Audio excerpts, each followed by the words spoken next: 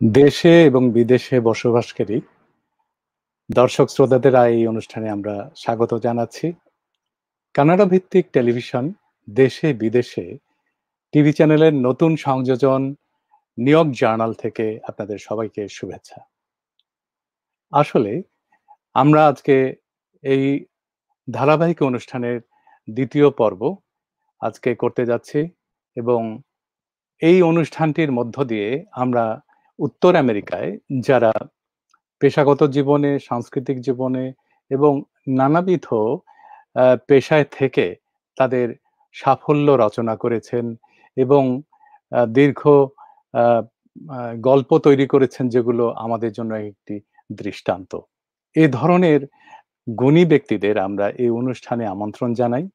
তারা তাদের কথা বলেন এবং তারা শুধু নিজেদের কর্মক্ষেত্রেই কাজ করে সফল হননি। তারা নিজের সমাজের জন্য, মানবিক কাজের জন্য, এমনকি দেশের জন্য তার অবদান রেখে চলেছেন সউদ্যোগে এবং তাদের এই কর্মগুলি আমাদের জন্য অনুপ্রেরণার একটি উৎস। তাই আসুন আমরা আজকে দুজন অতিথি আছেন এরকম বিশেষ অতিথি যারা আমাদের গর্ব। এছাড়াও আজকের অনুষ্ঠানের যিনি পরিকল্পক, এই নিউ ইয়র্ক জার্নালের পরিকল্পক এবং পরিচালক ডক্টর জিয়াউদ্দিন আহমেদ, তার সাথেও আপনাদের পরিচয় করিয়ে দিচ্ছি। তারও আছে একটি দীর্ঘ পরিচয়, তিনি আমাদের জন্য একজন গর্বের মানুষ। ডক্টর জিয়াউদ্দিন আহমেদকে আমি তার সংক্ষিপ্ত পরিচয় বলে দিচ্ছি আবারও। Doctor Ziauddin Ahmed professor of nephrology, temple university, Philadelphia, professor emeritus, Drexel university, Philadelphia. এছাড়া প্রফেশনালি নেতৃত্ব দিয়ে চলেছেন বাংলাদেশ এবং আমেরিকা ও দেশের নানা সামাজিক ও সাংস্কৃতিক প্রতিষ্ঠানগুলোতে। বহু পুরস্কার ও স্বীকৃতি তার ঝুলিতে জমা হয়েছে।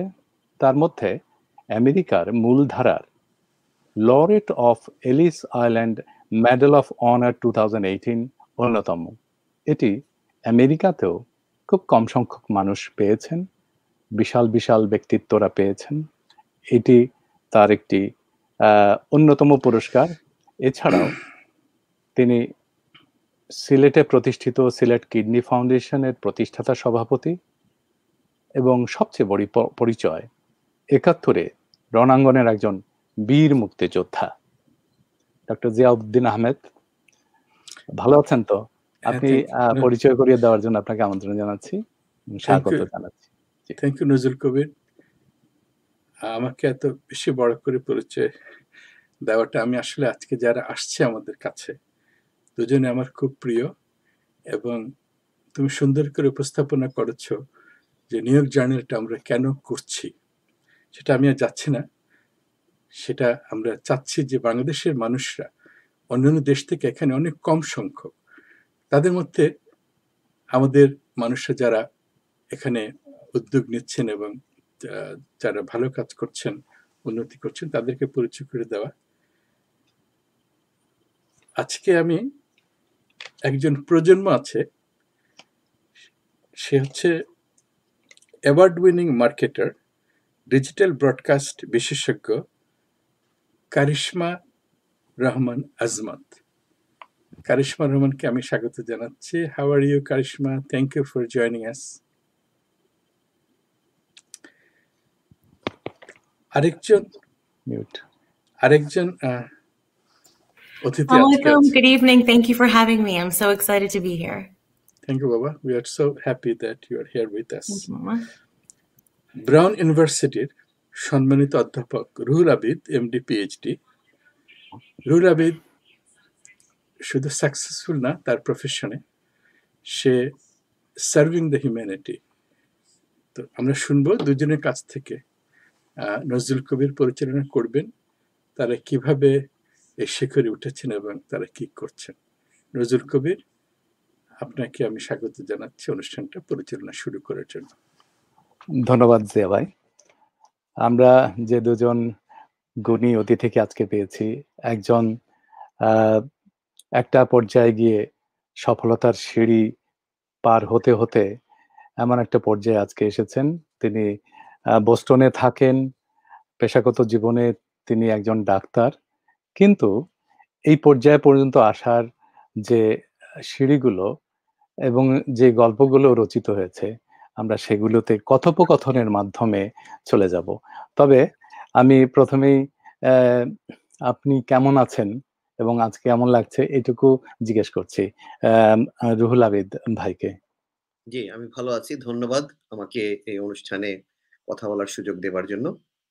অনেক ধন্যবাদ। আ ধন্যবাদ। কারিশমা রহমান তিনি হচ্ছেন নতুন প্রজন্মের একজন এমন ব্যক্তিত্ব, আমরা আসলে নতুন প্রজন্মের জন্য একটি উদাহরণ মনে করি। এই বয়সে এত অল্প সময়ে তিনি যে আ মেইনস্ট্রিম এর মিডিয়াতে জায়গা করে নিয়েছেন এবং সফলতার সাথে তিনি আ সাধারণত আমরা বাঙালিদের মধ্যে এই ধরনের প্রফেশনে আসতে দেখি না।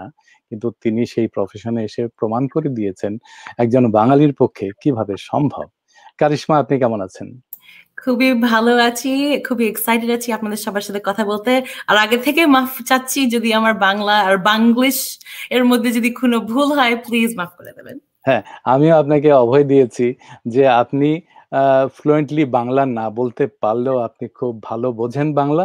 যদি আপনি কমফোর্টেবল মনে করেন ইংলিশে বলতে থাকেন। কারণ আমাদের দর্শকরা আজকাল এবং বিদেশে আসলে প্রবাসেই তো এই অনুষ্ঠানটি প্রচারিত হচ্ছে এবং প্রবাস উত্তর আমেরিকা, বাংলাদেশও এখন সবাই ইংরেজির সাথে মোটামুটি পরিচিত এবং ধরতে পারে। আপনি নির্ভয়ে নির্দ্বিধায় বলতে পারেন। ভয়ের কোনো কারণ নেই। তবে কোনটা কঠিন মনে হলে আমি যদি বুঝি সেটি বাংলায় আমি আবার দর্শকদের বলে দেব। আপনি নিশ্চিন্ত থাকতে পারেন। তাহলে আমি প্রশ্ন পর্বে চলে যাই যে আলোচনা পর্বে অথবা গল্পে চলে যাই। রুহুল ভাইয়ের কাছে চলে যাচ্ছি ১ম এ। আপনি তো ঢাকা মেডিকেল কলেজ থেকে পাশ করার পর এমবিবিএস করলেন। এটি আ সম্ভবত ১৯৯০ সালে। না, ঠিক আছে? আমি না কত সালে বলেন? ১৯৮৬ তে আরো আগে। ৮৬ তে ও আচ্ছা ৮৬ তে। তো আপনি এমবিবিএস করার পর পরবর্তীতে চলে গেলেন আপনি পিএইচডি করতে। সাধারণত মানুষ আমাদের দেশে আমরা দেখেছি ইস্টের দিকে যায়। ইংল্যান্ড, আমেরিকা আ তার পিএইচডি করার জন্য ফেলোশিপ করার জন্য ওদিকে ধাবিত হয়। কমনওয়েলথ আ মানে যেগুলো স্কলারশিপ ছিল সেজন্য অপেক্ষা করে। কিন্তু আপনি গেলেন ওয়েস্টে মানে জাপানে সূর্যোদয়ের দেশে। তো কেন এটা কিভাবে ঘটলো আমাদের একটু বলুন শুরুটা? আমি আসলে ঢাকা মেডিকেল থেকে পাশ করার পরে তারপরে আমি ১ম যে চাকরিটা নিয়ে যাই, আমি সরকারি চাকরিতে যাই নাই। আমি গেলাম হলো চা বাগানে চাকরি করতে। ব্রিটিশ একটা কোম্পানি ডানকান ব্রাদার্স, ওদের ওখানে চাকরি করতে গেলাম। তো তখন মানে ডাক্তাররা খুব একটা যেত না। ঢাকা মেডিকেল থেকে তো আরোই যেত না। তো আমি গেলাম। তো যেয়ে আমি ওখানে কাজ করা শুরু করলাম এবং শুরু করার পরে ওইখানে আমি বেশ কিছু জনস্বাস্থ্যের কাজ করি। আপনার চা বাগানের শ্রমিকদের অবস্থা দেখে ওদের ফ্যামিলি হেলথ কার্ড তৈরি করা, ওদের মেয়েদেরকে ট্রেন করে ওদের মাধ্যমে গর্ভবতী মাদের চিকিৎসা দেয়া, রক্তচাপ, হাইপারটেনশন, ডায়াবেটিস এগুলা মাপা, টিউবারকুলোসিস, কুষ্ঠরোগও ছিল ওদের। ওইটার চিকিৎসা দেয়া। তারপর ইমিউনাইজেশন এর একটা বড় কাজ করি। কারণ তখন পুরো বাংলাদেশে শতকরা ৬৩% 63% লোকের ইমিউনাইজেশন ছিল বাচ্চাদের। তো সেটাও করি ওখানে। তো ওখানে করার পরে আপনার ৩ বছর ৩.৫ বছর এভাবে পার হয়ে যায়। পার হয়ে যাওয়ার পরে তখন আমি ভাবলাম যে তখন আমার খুব মানে জনস্বাস্থ্যের উপরে খুব আগ্রহ চলে এসেছে। কিন্তু আমি যখন মেডিকেল পড়ছিলাম ঢাকা মেডিকেলে, তখন কিন্তু আমার জেনেটিক ইঞ্জিনিয়ারিং বা মলিকুলার বায়োলজি মানে কিভাবে অসুখের ভেতরের খবরটা জানা যায় ওটার ইচ্ছা ছিল। কিন্তু এই চা বাগানে চাকরি করতে, করতে আমি জনস্বাস্থ্যের দিকে ঝুঁকে পড়ি। তারপরে যখন ৩ ৩.৫ বছর পার হয়ে গেল তখন আমার মনে হলো যে এখানে চা বাগানে থাকলে তো আমি আস্তে, আস্তে সবদার ডাক্তার হয়ে যেতে পারি। হ্যাঁ? যে আমার যদি আর উচ্চ শিক্ষা না থাকে তখন একটু ইয়ে হবে। আমি কিভাবে মানে আমার ক্যারিয়ার তো থেমে যাবে। হ্যাঁ? তো তারপরে আমি তখন চলে এলাম চা বাগান থেকে। এসে কিন্তু আমি আবার যেহেতু মধ্যবিত্ত পরিবারের সন্তান ছিলাম এবং আমি ফাইনাল ইয়ারে বিয়ে করে ফেলেছিলাম। যার ফলে আমার সংসার, তারপরে আমার মা ছিলেন, এগুলো দেখার ইয়ে ছিল। তো আমাদের অতখানি সচ্ছলতা ছিল না যে আমি ধরেন এই পশ্চিমে আসবো। তো সেটা একটা ব্যাপার ছিল। আরেকটা ছিল জেনেটিক ইঞ্জিনিয়ারিং বা মলিকুলার বায়োলজিতে আমার খুব আগ্রহ ছিল যেহেতু ওইটা আমি করতেছিলাম। বাইরে যখন যাবোই আমি ওটা করি। হ্যাঁ? তো তখন আপনার আমরা জাপানে স্কলারশিপ দিচ্ছিল গভর্নমেন্ট, ওদের সরকারি স্কলারশিপ, যেটা খুব ভালো। তো ওইটা নিয়ে, এবং জাপান কিন্তু ওই মুহূর্তে যখন আমি যাই হলো 93 তে জাপানে, হ্যাঁ? 1993।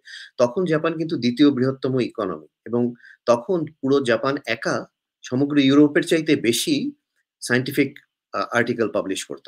ওদের মানে জ্ঞান, মানে বিজ্ঞানে ওরা তখন অনেক অ্যাডভান্স ছিল। তো সেইজন্য আমি জাপানকে লক্ষ্য করে আমি বেছে জাপানে যেতে নিয়েছেন। চাই। তো এটা হচ্ছে সংক্ষেপের জবাব আরকি, যে জাপানে যাওয়ার কারণ। আপনি যে ডানকান ব্রাদার্সে ছিলেন, আমরা জানি যে তখন আপনি আ হাসপাতাল প্রতিষ্ঠায় একটা বিরাট ভূমিকা রেখেছিলেন তখনকার সময়, এবং সেটি উদাহরণ হিসেবে ডানকান ব্রাদার্সের একটি সফলতা ছিল হিসেবে তারা ধরে নেয়, এবং পরবর্তীতে সেটি ফলো করে আরো হাসপাতাল গড়ে তোলে। এটা আমি বাই দ্য বাই বলে রাখলাম। তো আপনি তখন থেকেই কিন্তু জনসেবামূলক নিজের উদ্যোগে কিছু কাজ, বাড়তি কাজ করতেন, এবং আমরা জানি যে আপনি সম্ভবত আ ছাত্র জীবনে রাজনীতির সাথেও যুক্ত ছিলেন। আমি দর্শকদের জন্য বলে রাখতে চাই যে ডক্টর রুহুল আবিদ, আমরা এখনো তার সম্পর্কে বিস্তারিত বলিনি। তবে তিনি এমন একটি পর্যায়ে চলে গিয়েছেন, যিনি আ আ আজকে গত বছর এবং এবছর নোবেল প্রাইজ নমিনেশনের জন্য মনোনীত হয়েছেন। এটি একটি বিরাট অর্জন। আমরা বাঙালি হিসেবে এটি গর্ব করতে পারি, এবং আমার মনে হয় এটি এমনিতে হয়নি। আমরা যখন আলোচনায় ফিরবো, আলোচনার মধ্যে দিয়ে এগোবো, নিশ্চয়ই আপনারা বুঝতে পারবেন কেন সেটি হয়েছিল। আচ্ছা, আ আ আবিদ ভাই, আমার মনে হয় আপনি তারপরে আ ইউএসএ তে চলে আসেন। আপনার হুম, আ ডিগ্রি নিয়ে ফেলোশিপ করার জন্য ইউএসএ তে লুইজিয়ানা স্টেট ইউনিভার্সিটিতে আপনি চলে আসেন। তখন আপনি ব্রেস্ট ক্যান্সারের উপরে ফেলোশিপ করেন। তারপর আপনি হার্ভার্ড স্কুল অফ মেডিসিনে ফেলোশিপ করেন কার্ডিওভাস্কুলার এর উপরে। তারপরে আপনি আ ফ্যাকাল্টি অফ মেডিসিন হন, অ্যাসোসিয়েট প্রফেসর হন। তারপরে আপনি ব্রাউন ইউনিভার্সিটি রড আইল্যান্ডে আপনি কার্ডিওভাস্কুলার সেন্টার প্রতিষ্ঠা করেন বা সম্প্রসারণ করেন। এ পর্যন্ত যদি আমি আপনার বলে নিই, তাহলে আপনার এই যে পথযাত্রা, সেখানে আপনার আ কোন বিষয়গুলোকে হাইলাইট করবেন যে সেগুলো আপনার আজকে মনে হচ্ছে যে বলা দরকার আমাদের দর্শকদের জন্য? আমি জাপান থেকে এসে লুইজিয়ানায় আসলাম। আপনি যেটা বললেন ১ম ফেলোশিপ। তারপরে ২য় ফেলোশিপ করতে আমি কার্ডিওভাস্কুলারে হার্ভার্ড মেডিকেল স্কুলে চলে আসি ২ বছর পরে। তো ওই হার্ভার্ডে যখন আমি কাজ করি, ওই হার্ভার্ডে আমি প্রায় ১২ বছর ছিলাম। ১৯৯৯ থেকে ২০১১। ২০১১ তে আমি ব্রাউন বিশ্ববিদ্যালয়ে যোগ দিই। কারণ ওরা কার্ডিওভাস্কুলার রিসার্চ সেন্টারটাকে বড় করছিল। তখন আমি ওখানে যোগ দিই। তো হার্ভার্ডে থাকাকালীন কিন্তু আমার মধ্যে ওই যে আমি চা বাগানে ৩ ৩.৫ বছর কাজ করে এসেছিলাম, ওই জিনিসটা যখন আমি হার্ভার্ডে আপনার ১ম এ ওদের ১ম ফ্যাকাল্টি হয় ইন্সট্রাক্টর অফ মেডিসিন, তারপরে হয় অ্যাসিস্ট্যান্ট প্রফেসর। অ্যাসিস্ট্যান্ট প্রফেসর হলাম, আমি কিছু ফান্ডিং আনলাম, হ্যাঁ? আমেরিকান হার্ট অ্যাসোসিয়েশন এর। তো তখন যখন আমি ফ্যাকাল্টি হই, তখন আমার মনে হলো যে আমি দেশের জন্য ওই মানুষদের জন্য কি করতে পারি? যে যাদের আমি ওরকম, কারণ আমার ভেতরে তো ওটা ছিল আসলে। হুম? তো তখন আমি একজন প্রফেসরকে দেখলাম। উনি আমার সিনিয়র ছিলেন। রোজমেরি ডুডা নাম প্রফেসর। তো সে তখন আমার আফ্রিকাতে যেত প্রায়। পুরানো জিনিসপত্র এটা নিয়ে। কোন বছর? এটা হচ্ছে আপনার প্রায় ২০০০ ধরেন ৭-৮, ১১, ৭, ৮। ২০০৭-৮ এর দিকে। জি, জি। আচ্ছা, তো আচ্ছা। তখন যাচ্ছিল। তো তখন উনার সাথে কথা বলতে বেরোলো যে সে রেসিডেন্সি করার সময় অনেক আগে বাংলাদেশের আহলাদীপুর নামে একটা জায়গায় কাজ করেছে। সে আমার সিনিয়র ছিল। তো সে বলল, "তুমি যদি কখনো যাও আমি যেতে চাই।" তো আমি বললাম, "তুমি কি করো?" তো সে বলল যে, "আমি আফ্রিকাতে এরকম কাজ করি। ওখানে বিভিন্ন জায়গায় যেয়ে টেন্ট করে, সার্জারি করে।" সে সার্জন ছিল। কিন্তু ব্রেস্ট ক্যান্সারের, আবার এমপিএইচ করাও ছিল, পাবলিক হেলথ এরও। তাহলে আমার তো আসলে খুব মানে জনস্বাস্থ্যের দিকে কাজ করার কথা, ইচ্ছা। তো আমরা কিছু করতে পারি কিনা বাংলাদেশে। তো এই বলতে আমি আর রোজমেরি ডুডা মিলে আমরা একটা অর্গানাইজেশন দাঁড়া করাই, যেটার নাম হচ্ছে health and education for all, বা সংক্ষেপে হাইফা। তো ওইটা দাঁড়া করাই আমরা ১৯১০-১১ র দিকে। তখন আমরা তখনও কিছু করি নাই অর্গানাইজেশনটার। এমনি দেশে আমি যাচ্ছি আসছি বিভিন্ন সময়। তো ২০১৩ তে যখন রানা প্লাজাটা ধসে পড়ল, তখন আমার মনে হলো যে এবার আমাদের কিছু করতেই হবে। তো এটা এপ্রিলে ধসে পড়ল। আমরা ২০১৩ র জুলাইয়ে, রানা প্লাজা মানে গার্মেন্টস ইন্ডাস্ট্রি যেটা জি, জি, জি। ঢাকাতে। জি। জি, গার্মেন্টস বিল্ডিংটা ধসে পড়ল। প্রায় ১,০০০ এর উপরে মানুষ মারা গেল। তো ওটা দেখে আমার মনে হলো যে ওরা যদি একটা বিল্ডিং ভাঙার পরে বের হয়ে আসতে না পারে, তাহলে ওদের স্বাস্থ্যের অবস্থাটা কি? তো তখন আমি রোজমেরি ডুডাকে বললাম যে, "আমি সামারে যাবে কিনা?" তখন ও গেল। নাজিয়া নামে একটা মেয়ে ছিল এমআইটিতে, সে এলো। হ্যাঁ? আমার একটা বন্ধুর ছেলে শিকাগো থেকে, সে গেল। আমার মেয়ে গেল। আমার ওয়াইফ গেল। এভাবে আমরা সবাই মিলে যেয়ে ২ সপ্তাহ ঢাকা মেডিকেলের সুপারিনটেনডেন্ট ডিরেক্টর, তখন প্রফেসর টাবলু আ হানিফ, টাবলু, আব্দুল হানিফ টাবলু, জিয়া ভাই ছিলেন। সে আমাদেরকে অনেক সহযোগিতা দেয়। তারপরে আমরা ওখানে ডাক্তার এবং স্টুডেন্ট নিয়ে আমরা প্রায় ৩ টা ফ্যাক্টরিতে ওদের প্রাথমিক অসুখ কি আছে ওটা বার করি। তো ওইটা দেখার জন্য স্ক্রিনিং এর সিস্টেমটা চালু করি। এইভাবে আমাদের যাত্রা শুরু হলো। তো হার্ভার্ড মেডিকেল স্কুলে আমি কিন্তু এটা কিন্তু আমার জনস্বাস্থ্য আমার কাজ ছিল না। আমি একদম হার্ডকোর কার্ডিওভাস্কুলার সায়েন্টিস্ট যেটা বলে, মানে হৃদরোগ হলে কিভাবে আপনি মায়োকার্ডিয়াল ইনফার্কশন এর পরে কত তাড়াতাড়ি ব্লাড ভেসেল, আর্টারি, ভেইন তৈরি করতে পারবেন, আমার সেটা কাজ। ব্রাউনেও কিন্তু আমার সেটা প্রধান কাজ। তো এটা আমার প্যাশন। হ্যাঁ? এই যে জনস্বাস্থ্যটা প্যাশনে। তো ওইভাবে আমাদের কাজটা শুরু হয় হার্ভার্ড থেকে। আর যখন আমি ব্রাউনে মুভ করি তখন আমি বলে নেই যে আমি যেহেতু কার্ডিওভাস্কুলার কিন্তু আমি ব্রাউনে গ্লোবাল হেলথ এ করব। তো ব্রাউন আমার সাথে অনেক সহযোগিতামূলক কাজ করেছে। যার জন্য এখন ব্রাউন গ্লোবাল হেলথ ইনিশিয়েটিভ, তারপরে centre for human rights and humanity, আমি ব্রাউনের প্রায় ৩ টা কি ৪ টা সেন্টারের ফ্যাকাল্টি এখন। কারণ ওরা সবাই মিলে আমরা এখন একটা কোর্স বানাচ্ছি COVID-19 এর অ্যাডভান্স ক্লিনিক্যাল ম্যানেজমেন্ট কোর্স, যেটা মিনিস্ট্রি অফ হেলথ এর সাথে ডিজি হেলথ এর সাথে মিলে করছি। তো এইভাবে অনেক কাজই আসলে ওই আমার কাজের পাশাপাশি, হ্যাঁ, অন্যান্য কাজ এইভাবে এগিয়েছে। যেটা মানুষের জন্য করা, হ্যাঁ, মূলত সেভাবে আমি মানে ধীরে, ধীরে এগিয়েছি। ধন্যবাদ।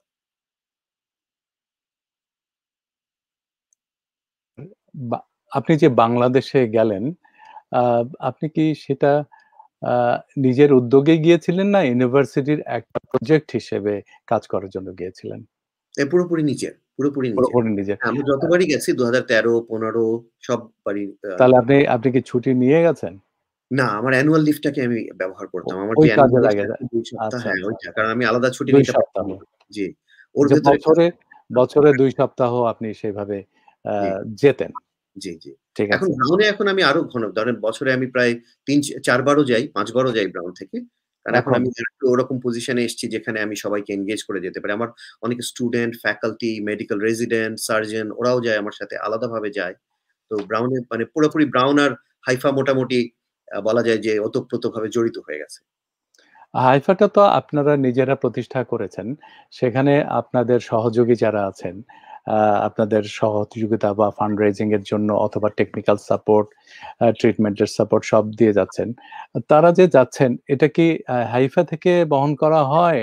নাকি উনারাও নিজের আ আ এটা একটা আ মনে করেন যে মানবিক কাজের জন্য নিজের খরচেই যাচ্ছেন? অনেকে নিজের খরচে, আমরা ১ম যেতাম, সবাই যারা যেত নিজের খরচে যেত। এখনো কেউ যায়। কিন্তু অনেক সময় আমরা অনেক প্রজেক্ট পাই, যেমন আমরা ফান্ডিং পাই। ধরেন আমরা ডিএফআইডি বা ইউকেআইডি বলে যেটা, ওদের ফান্ড পেয়েছিলাম। এরপরে আমরা গ্র্যান্ড চ্যালেঞ্জেস কানাডা একটা কম্পিট করে সারা ওয়ার্ল্ডে, ওইটার ফান্ড পেয়েছিলাম। তো ওই ফান্ডিং থেকে অনেক সময় যেতে পারে তারা। আর এছাড়া স্টুডেন্টরা বা মেডিকেল ফ্যাকাল্টি যারা, ওরা ফেলোশিপ এপ্লাই করে। তো আমি অনেক সময় ওদের মেন্টর হয়ে একসাথে আমরা ফেলোশিপ এপ্লাই করি। এই সামারে যেমন প্রায় ১০ জন কাজ করেছে আমার সাথে। কিন্তু ওরা কেউ যেতে পারছে না কোভিড এর জন্য। ২ বছর আগেও ধরেন ২০১৪ থেকে নিয়ে প্রতি বছর ৩ থেকে ৪ জন এই বিভিন্ন ফেলোশিপ নিয়ে যেয়ে বাংলাদেশে কাজ করে আসতো। হে আ হেইফা এটার যে অ্যাব্রিভিয়েশনটা আমি যদি বলি এটা তাহলে ক্লিয়ার হবে। Health and education for all. জি। এটা আপনারা সাধারণ মানুষের জন্য উন্মুক্ত করেছেন, সেই উদ্দেশ্যেই গড়ে তুলেছেন। তো আমি এই পর্যায়ে আ আপনার কাছে বিরতি দিয়ে ফিরে আসবো আবার। অনেক প্রশ্ন আছে। এবার আসছি কারিশমার কাছে। কারিশমা রহমান। আপনি আ নিউ ইয়র্কে থাকেন, আমরা জানি। এবং জন্ম ও বেড়ে ওঠা এদেশেই, আমেরিকাতেই। হিসেবে আপনি যেভাবে বাংলা বলেন, অনেক ভালো বলেন আমার মনে হয়। তারপরেও আজকে ফ্লুয়েন্টলি বলার জন্য আপনি ইংলিশেই বলতে পারেন, সমস্যা নেই। আচ্ছা, ইন জেনারেল বাংলাদেশীরা আ যেভাবে মূল ধারায় কাজ করে, অনেকেই করে, তারা কিন্তু গণমাধ্যমে আমরা দেখি না। মেইনস্ট্রিম মিডিয়াগুলোতে আমরা দেখি না। সেগুলোতে অ্যা কাজ করতে গিয়ে যেমন আপনি ঈর্ষণীয় সফলতা অর্জন করেছেন। যেমন মূলধারার পত্রিকা বা সাপ্তাহিক time magazine, CNN television, CNN international, HBO খুবই জনপ্রিয়, টিএনটি, এমটিভি, টিবিএস, ভিএচআই এগুলো ছাড়াও হয়তো আরো কিছু আছে। তারপরে প্যারামাউন্ট পিকচার। এগুলো প্যারামাউন্ট পিকচার তো আমরা মুভি যখন দেখতাম ছোটবেলাতেই, তখন থেকে দেখতাম যে সব মুভির পরেই বা শুরুতে প্যারামাউন্ট পিকচার। অত্যন্ত প্রতিষ্ঠিত একদম একদম প্রাচীন একটি প্রতিষ্ঠান। তখন অনেক কম প্রতিষ্ঠানই ছিল। তো সব নামি দামি আন্তর্জাতিকভাবে বহুল পরিচিত ও জনপ্রিয় প্রতিষ্ঠানে আপনি কাজ করেছেন। আপনি কিভাবে চিন্তা করলেন এবং কেন চিন্তা করলেন এই তরুণ বয়সে এই মাধ্যমে যাওয়ার, সেটি যদি আপনি বলেন?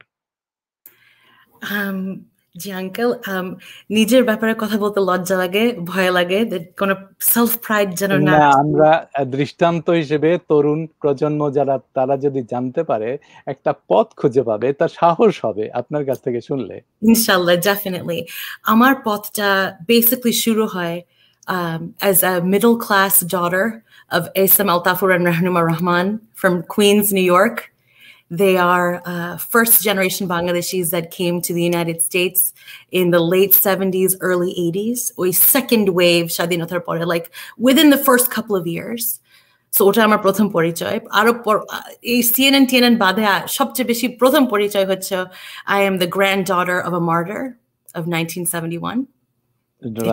সবচেয়ে বড় বিজনেস কার্ড যদি ছাপাতে পারতাম, what I'm so proud of. নানা একজন মুক্তিযোদ্ধা শহীদ হয়েছেন।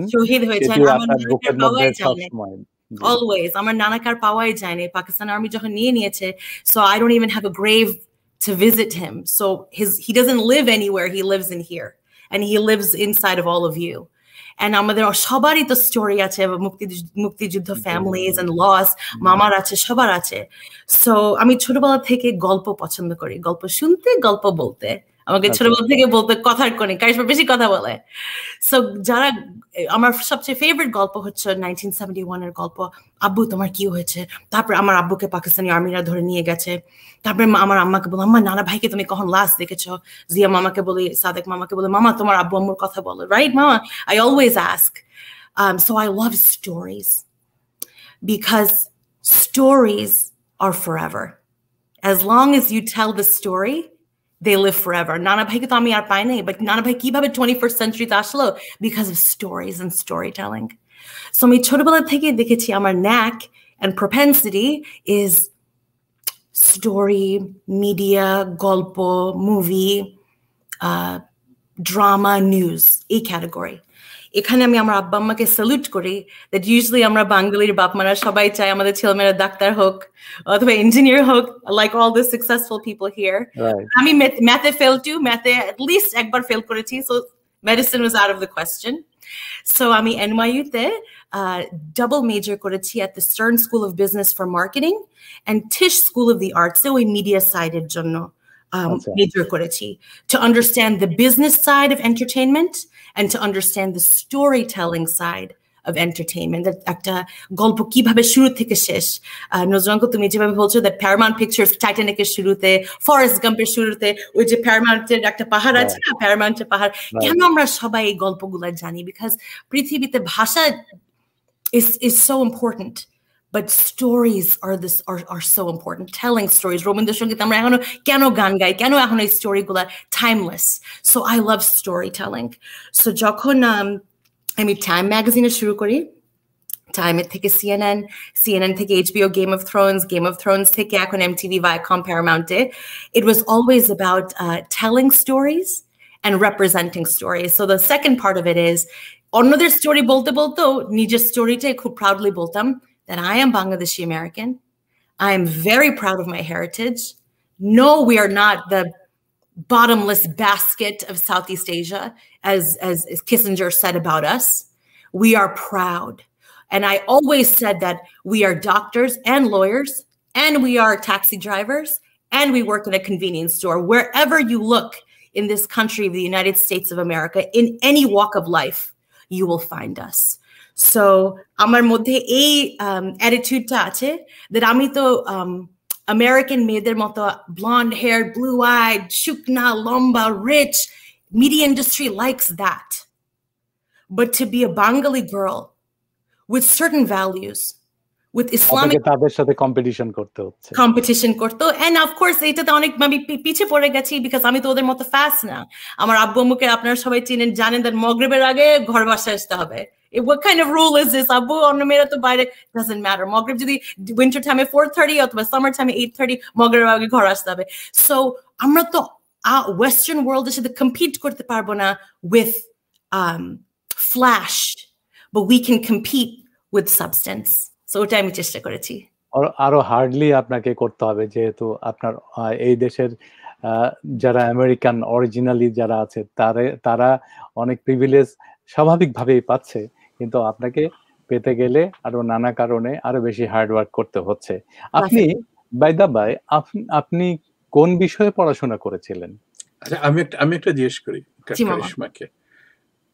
সো তুই যে বললি যে you work hard, exactly what did you do differently to compete?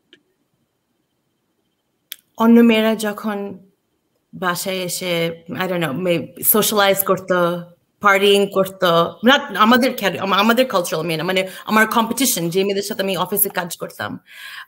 For example আমার এস্টি লডার মেকআপ আছে না, এস্টি লডার মেকআপ, এস্টি লডার এর গ্র্যান্ড ডটার, ওর নামটা বললাম না, লাস্ট নেমটা লডার, তাহলে বুঝো ওই আমার একই ক্লাসমেট ব্যাচমেট কিউবিকল থাকে না, আমরা সব কিউবিকলে ও কাজ করতো আমিও কাজ করতি। সো জাস্ট ইমাজিন ওর বাপ মার মানি and influence and power and wealth, and every day জিজ্ঞেস করতো, oh Krishma, what are you doing after work? You want to go get a drink or you want to go hang out? তুমি তো জানো আব্বু আম্মুর rule, home মগরিবের আগে home. So আমরা always বলতে হতো no it's okay, I'm not interested, I'll go home। আব্বু আম্মুর সাথে বাসায় ফেরত আসতাম, and while they maybe we're partying or socializing or living their life as a 20-something, আমি বাসায় এসে আব্বু আমার সাথে ডিনার খেয়ে I would study and I would read and I would analyze. এখন তুমি বলতে পারো কারিশমা boring, কোনো social life নাই, মানে cool না, I'm not a very cool girl, but at that time আমার cool হওয়ার কোনো দরকার ছিল না, I had to prove myself. Time magazine একটা কথা আছে, Time magazine চেহারা দেখে নেয় নাই, CNN চেহারা দেখে নেয় নাই। It's how hard can you work? How much do you know? How hard can you fight to represent the brand as the company, but also mama, the brand is I'm a Bangladeshi American. আমিও তো একটা brand, তুমিও তো একটা brand, আমরা সবাই তো একটা ব্র্যান্ড। ব্র্যান্ডটা কি আমি নাইকি পরি না, Nike is not our brand, Bangladeshi হওয়া is our brand. So আমি যদি ফেল করি অথবা if I don't do well at work, তাহলে মনে হয় বোঝাইটা মানে শোল্ডারের উপরে is not just that Karishma fail করেছে, that oh হ্যাঁ I remember there was this one Bangladeshi girl, she wasn't that smart. Because এখন প্রথম পরিচয় ওর ফার্স্ট জীবনের প্রথম Bangladeshi at Time magazine, first Bangladeshi at CNN, first আমি আলহামদুলিল্লাহ no pride, but যেখানে আমি গেছি I was the first Bangladeshi. So if I am the first, then they have to remember who I am. And if they do remember, let them say মেয়েটা unsmart, but let them say she's brilliant at what she does. So যেটা maybe cheap popularity তে পাই নাই, hopefully hard work এ prove করার চেষ্টা করেছি। Wonderful, you have earned it. Thank you. যেটা আমার প্রশ্ন ছিল যে নতুন যারা প্রজন্ম তাদের একটু জানার জন্য কয়েকটি প্রশ্নের মধ্যে প্রথম, যে আপনার বিষয়টা কি ছিল পড়াশোনা যখন করেছেন তখন? Communications marketing and mass media. ওকে। এবং আপনি প্রথমে জয়েন করলেন টাইম ম্যাগাজিনে, তাই না? তো টাইম ম্যাগাজিনে আপনি যখন কাজ করেন তখনকার কোনো ঘটনা বলবেন যেটি আপনাকে, বা এমন কোনো কাজ করেছেন যেটি আপনাকে হাইলাইটেড করেছে? টাইম ম্যাগাজিনে যখন আমি শুরু করি, একটা miraculous campaign of 2008 was Barack Obama. অবিশ্বাস্য। So একটা নতুন মানে relatively fresh graduated জন্য campaign trail-এ সামনাসামনি Barack Obamaর এই ক্যান্ডিডেসিটা দেখা, কিন্তু জিনিসটা কিন্তু Hillary was supposed to win, তাই না? হিলারি হওয়ার কথা অথবা হাওয়ার্ড ডিনের হওয়ার কথা, মনে আছে ওই ইলেকশনটা 2008-এ? Out of nowhere a superstar political dynamite, আমরা বলি না TNT, like a kerosene explosive firecracker came out of nowhere. So in 2008 এবং 2012 এর ইলেকশনটা আমি কভার করতে পেরেছি টাইম ম্যাগাজিনে CNN এ যাওয়ার আগে। বাট এখান থেকে শেখা গেছে that his middle name is Hussein, Barack Hussein Obama, মনে আছে? So ওই 2008 এ কত এনকার করে কথা বলতো যে oh his last name is Hussein, like Osama bin Laden, Obama bin Laden.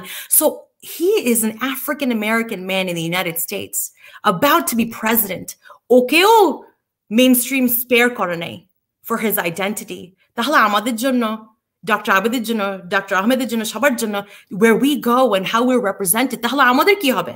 আমাদের দেশটাই তো হয়েছে মাত্র 1971 আর আমরা আসা শুরু করেছি after that for the most part. তাহলে I realized on that campaign that খুবই strong হতে হবে, এক কানে দিতে মানে মানুষের তো ক্রিটিসিজম থাকবে অলওয়েজ, ভুল ধরা, সো এক কানে দিতে হবে এক কানে বার করতে হবে, but never stop being proud of who you are. Barack never, President Obama, then candidate Obama, never hid his name or Kenyan Aadhar half brother, Athiyo Shojon, nanan jaga theke. Remember how negative that campaign was, but he never hid who he was. Kokhono mind kore nai to say ami onek obhabe boro hoyechi, othoba Michelleর আব্বা garbage man ছিল. So এটাতে আমি শিখেছি that true leaderরা গুমনের সাথে, প্রাইডের সাথে, they don't hide who they are. They tell you who they are. They tell you about their struggles. They tell you about their poverty. They tell you about you. Manish Bhava, there's only rainbows. No, you also have to hear about the rain. So that's what I learned in the 2008 and 2012 campaign. আপনার এই প্রফেশনের কারণেই এই অভিজ্ঞতাগুলো শীর্ষ ব্যক্তিদের সাথে সম্ভব হচ্ছে। আপনি এভাবেই নিশ্চয় ক্রমাগতভাবে আপনি করে যাচ্ছেন। তারপরে আপনাকে CNN সম্ভবত আপনাকে ডাকলো। তারপরে আপনার CNN এর কোনো অভিজ্ঞতা? CNN এ মিডিয়া ইন্ডাস্ট্রিটা খুবই স্মল, ভালো কাজ করলেও সবাই জেনে যাবে, খারাপ কাজ করলেও সবাই জেনে যাবে ভেরি কুইকলি। সো আমি টাইম ম্যাগাজিনে থাকাকালীনই CNN আমাকে ডেকেছে, would you like to join us? Kind of like আমি মামা তোমাকে বলছি like নিউ ইয়র্ক ইয়াঙ্কিজের pitcher or sometimes New York মেটসের জন্য প্লে করতে যায় না, kind of চুরি করার মতো, প্লেয়ার চুরি করার মতো। সো আমি CNN এ শুরু করেছি in 2013, and I worked with two shows that meant a lot to me. একটা হচ্ছে Anthony Bourdain, Parts Unknown. আপনারা যারা জানেন, Anthony Bourdain was a traveler and he had a beautiful, beautiful program on CNN. And the other show that আমি খুবই proud, যে আমি অনেক কষ্ট করে শোটাকে শুরু করে টপে আনতে পেরেছি, is Chris Cuomo Prime Time, which is on CNN. And just শেষ হলো একটু আগে, just from 9 to 10 o'clock. So যখন CNN এ ছিলাম, আমার জবটা ছিল prime time block. So 8 to 9 o'clock ছিল Anderson Cooper, 9 to 10 o'clock ছিল Chris Cuomo, and 10 to 11 was Don Lemon. But at that time, Chris Cuomo just ওর শোটা শুরু করবে আর আমি ওই টিমের সাথে ছিলাম। আপনি তো 2020 তে বাইডেনের সাথে, জো বাইডেনের সাথে কাজ করেছেন ক্যাম্পেইনে, যে ন্যাশনাল ট্যালেন্ট লিড হিসেবে। সেটিও আপনার চমৎকার একটি অভিজ্ঞতা ছিল বলে আপনি বলেছিলেন কথা প্রসঙ্গে। তো এভাবেই আমার মনে হয় আপনি আরো কাজ করবেন এবং আরো আপনার অনেক অভিজ্ঞতার সাথে আমরা পরিচিত হব। আপনার কাছে আবার ফিরে আসব। এবার আমি চলে যাই আবার আমাদের শ্রদ্ধেয় রুহুল আবিদ ভাইয়ের কাছে। ডক্টর রুহুল আবিদ ভাই, আপনি যখন বাংলাদেশের জন্য কাজ করা শুরু করেন 2008 এর দিকে, আমার মনে হয় পাশাপাশি ন্যাশনাল হার্ট ফাউন্ডেশন, তারপরে national institute of cardiovascular disease, তারপর পিজি হসপিটাল, এগুলোর জন্য আপনি কাজ করেছেন। আপনি কোন জায়গাগুলোতে ইনপুট দিয়েছিলেন এবং আপনার উদ্যোগগুলো কি ছিল একটু যদি সংক্ষেপে বলেন? আসলে ওই ইনস্টিটিউশন গুলোয় আমি যে কথা বলেছিলাম, যেটা বলে টক দেয়া, যে আমি যে গবেষণা, কারণ তখন আমি হার্ভার্ড মেডিকেল স্কুলে 2008-এ, তো প্রথম আমি অনেকদিন পরে দেশে যাই, সেটা আমার প্রায় 10 বছর পরে দেশে যাওয়া ছিল। তারপর 2008 থেকে আমি অনেক ঘন ঘন গেছি। 2013 থেকে তো আমি বলবো মনে হয় প্রতি বছর 3-4 বার, 17 থেকে আরো বেশি হয়েছে, 5 বার 6 বার হয়েছে। তো 2008-এ আমি যাই, যাওয়ার পরে ওখানে আমি প্রথম, যেহেতু আমি কার্ডিওভাস্কুলার গবেষণা করি হৃদরোগ নিয়ে, তো আমি হৃদরোগ ইনস্টিটিউট, তারপরে ন্যাশনাল হার্ট ফাউন্ডেশন এবং বিএসএমএমইউ, তখন আইপিজিএমআর বলতো, বঙ্গবন্ধু শেখ মুজিব মেডিকেল ইউনিভার্সিটি, ওখানে আমি কি গবেষণা করি সেটার উপরে বলি, লেকচার বা হ্যাঁ, ওখানে যারা ডাক্তার সেমিনার গুলোতে, জি, ওখানে ওরা অ্যারেঞ্জ করে, আমি ওখানে বলি। বলে তখন আমার ইচ্ছাটা ছিল যে আমি যে কাজটা করছি ওই কাজটাকে দেশে নিয়ে যে ওই গবেষণাটাকে নেওয়া যায় কিনা। হ্যাঁ, তো কিন্তু এখানের গবেষণাটা তো আপনারা জানেন যে গবেষণাতে অনেক টাকা লাগে, একটা দেশকে অনেক বড়লোক হতে হয়। তো গবেষণা করার জন্য আপনার আগে বেসিক মানে প্রাথমিক চাহিদাগুলো পূরণ করতে হবে। তো আমি তখন যেয়ে দেখলাম যে আসলে আমি যে কাজ করি, হ্যাঁ, আমি যে স্টেম সেল নিয়ে যে কাজ করি, ন্যানো পার্টিকেল নিয়ে যে কাজ করি, ওগুলা যদি আমি বাংলাদেশে নিতে যাই তাহলে অনেক বছর লাগবে এবং বাংলাদেশের অর্থনৈতিক অবস্থা আরো উন্নত হতে হবে, ওইভাবে তৈরি হতে হবে, তারপরে এটা করা যাবে। আমি এখনো চেষ্টা করে যাচ্ছি অনেকভাবে, কিন্তু সেই সময় আমি মোটামুটি বুঝে যাই যে ওটা করার আগে আরো কাজ করার আছে। আমি জনস্বাস্থ্যের কাজটা করতে পারি। মানে গণমানুষের। ধরেন ঢাকা শহরে তো অনেক মানুষ আছে প্রাথমিক চিকিৎসার নিতে পারে, যারা বড়লোক, মধ্যবিত্ত, বেসরকারিতে যেতে পারে। কিন্তু যারা গ্রাম থেকে চলে এলো, রিক্সা চালক বা বাড়িতে কাজ করে, ওরা কিন্তু যখন বস্তিতে যেয়ে থাকে, ওর যখন একদম ডায়ার নেসেসিটি না হবে, মানে একেবারে সাংঘাতিক মরণাপন্ন অবস্থা হলে ঢাকা মেডিকেলে যাবে। তার আগে কিন্তু কোনোদিন ওর মাথা ঘুরছে, কি হচ্ছে, ওর কি ব্লাড প্রেশার হলো, না চোখের অসুখ হলো, না ডায়াবেটিস হলো, বলবে না। ও কিছুই করবে না। কারণ ওর একটু হবে, ও কাজ করতে থাকবে। ও তো মাথা ঘুরে তো পড়ে যায়নি। আর মেয়ে হলে তো আরোই কম। মেয়েরা এমনিই চিকিৎসায় কম যায়। আর মেয়েরা এই যে গার্মেন্টস শ্রমিক যারা বলেন, কাজের মানুষ বলেন, ওরা ধরেই নেয় যে আমার অসুখটা প্রাথমিক না, আমার বাচ্চাকে আগে ঠিক করতে হবে, হাসব্যান্ডকে আগে ঠিক করতে হবে। তো এইভাবে ওরা আরো নেগলেক্টেড হয়। তো তখন ওই সময় আমি ওই যে বললেন আপনি, আমি আপনার ওই কথা থেকে আরেকদিকে চলে গেলাম আসলে। কারণ ওটা আসলে তখন যেয়ে আমি বুঝলাম যে আমার আরো তার আগেও আরো কিছু করার আছে। কারণ আমি যদি ওরকম একটা গবেষণার কেন্দ্র বানাতে যাই, ওটার জন্য অপেক্ষা করতে হবে। কিন্তু এটার জন্য আমার অপেক্ষা করতে হবে না। এটার জন্য আমার সদিচ্ছা, হ্যাঁ? বাধা বিপত্তি আসবে বা অনেক সময় লাগবে, আমি বাইরে থাকি। কিন্তু আমি যদি চাই আমি সম্ভবত পারবো করতে। কারণ আমার যেহেতু ওই যে আমার এই কনফিডেন্সটা, বিশ্বাসটা এলো ওই যে চা বাগানে আমি ৩.৫ বছর কাজ করেছি। ওইখানে চা বাগানের শ্রমিকদেরকে ট্রেনিং দিয়ে, প্রশিক্ষণ দিয়ে তাদের মাধ্যমে আমি টিকা দিয়েছি। তাদের মাধ্যমে আমি ব্লাড প্রেশার, ডায়াবেটিস মেজার করিয়েছি। চা বাগানের শ্রমিকরা কিন্তু অনেক পশ্চাৎপদ, হ্যাঁ? তো তার চাইতে কিন্তু বাংলাদেশের সাধারণ শ্রমিকরা অনেক অগ্রসর। তো সেখানে আমি পারবো। এটা আমি ধরে নিয়ে সেভাবে আমি তখন কাজ শুরু করি আরকি। আপনি গার্মেন্টস ইন্ডাস্ট্রির শ্রমিকদের জন্য যখন কাজ করতে গেলেন, ১ম বার যখন গিয়ে দেখলেন যে কম সময়ে কাগজ যে লিখে ফর্ম ফিল আপ করে তাদের যে ডায়াগনোসিস করার পদ্ধতি, এটা দীর্ঘ সময় সাপেক্ষ। আপনি ফিরে এলেন, তারপরে আবার চিন্তা করলেন সেটিকেও ডিজিটাইজড করা যায় কিনা। সেটা করতে গিয়ে আপনি একটা অ্যাপ তৈরি করলেন আপনারা মিলে। সেই অ্যাপটি করার ফলে আপনি অনেক গুণ বেশি কার্যক্ষম এবং নাম্বার অফ পেশেন্ট আপনি দেখতে পারলেন। সেই ডিভাইসটা আপনি উদ্ভাবন বলা যায় আপনার মাধ্যমেই হয়েছিল। আপনি করেছিলেন। সেটা একটু যদি শেয়ার করেন। কি ছিল ডিভাইসটা? আচ্ছা, ওটা ছিল যে আমি যখন ওখানে গেলাম তখন তো আমরা কাগজে করতাম। তো কাগজের ফর্মে আপনি লিখে, লিখে রোগীর ব্লাড প্রেশার কত, ব্লাড গ্লুকোজ কত লিখলেন। তারপরে তার ফ্যামিলি হিস্ট্রি, তার বাড়িতে অ্যাজমা আছে কিনা, বিভিন্ন আপনি এগুলা নিলেন। গর্ভবতী মায়ের অসুবিধা আছে কিনা, অ্যানিমিয়া, রক্তশূন্যতা আছে কিনা, এগুলো সব নিলেন। জি, জি। নিয়ে আপনি লিখে কাগজে তারপর ওকে চিকিৎসা দিলেন। দিয়ে তো আপনি চলে এলেন। চলে আসার পরে আর আমি তো চলে আসছি আমেরিকাতে। হুম, ওখানে যদি হুম, আমি ওখানে যে ডাক্তার আছে তাদেরকেও যদি দিয়ে আসি, ওই কাগজ নিয়ে ধরেন আমরা ২,৫০০ শ্রমিককে করলাম ২০১৫ তে। হুম, ওইবার হুম। আমার মাথায় মানে বেশি বোঝা চাপলো যে ২,৫০০ করে আমি আসার পরে ওই কাগজ এনালিসিস করে গবেষণা করে বার করতে যে কার হাইপারটেনশন, কার ডায়াবেটিস ৩ মাস লাগলো। এখানে অনেকে মিলে আমরা করলাম। দেশে করল। করে ওই কাগজ এনালিসিস করে মানে কি বলে পর্যবেক্ষণ করে আমাদের ৩ মাস লাগলো। তখন আমি বুঝলাম এভাবে হবে না। আর ওই কাগজে লিখতে যেয়ে ওই যখন গার্মেন্টস ফ্যাক্টরিতে আপনারা জানেন ওরা ডেডলাইন এর জন্য খুব প্রেশারে থাকে। গার্মেন্টস ফ্যাক্টরি ডেডলাইন থাকে স্পেসিফিক। এত তারিখের মধ্যে আমার এই সাপ্লাই দিতে হবে। এত তারিখে একটা শার্ট যখন বানায় ধরেন ২০ জনের একটা মেশিনে একদম শার্টের ১ম থেকে নিয়ে শেষ পর্যন্ত কলার দিয়ে বাটন দিয়ে শার্টটা শেষ হয়। ট্রাউজার বা প্যান্টেও একই জিনিস, হ্যাঁ?